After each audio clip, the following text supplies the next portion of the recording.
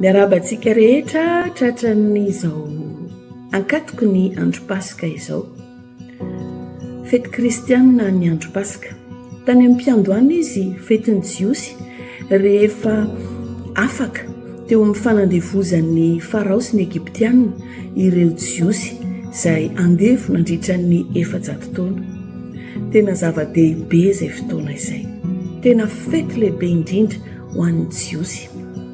Ary tateoriana dia fahatanteran'ireo faminaniana rehetrarehetra hoe misy zanak'ondrin'Andriamanitra dia Jesosy Kristy natolotra teo amin'ny hazo fijaliana mba ho famonjena ho azo ho anao, dia manana fiainana mandrakizay isika sy ianao.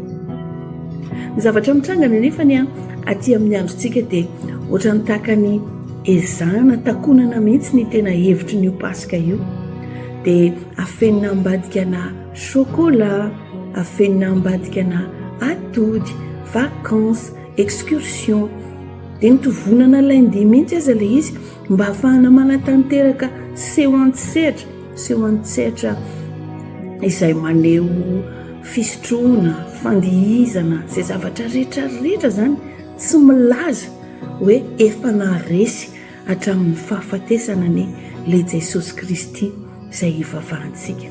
Androany isika sy ianao dia tena atsiaro ao anatin'izao fotoana izao ny amin'ny hoe misaotra Jesosy aho.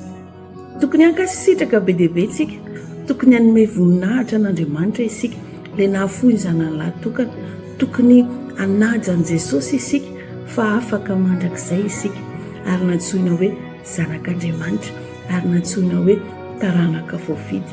Ho antsika rehetra izay mandray androany dia bonne fête de Pâques daholo tadidio ny tena hevitra ny pasika. Feno voninahitra daholo.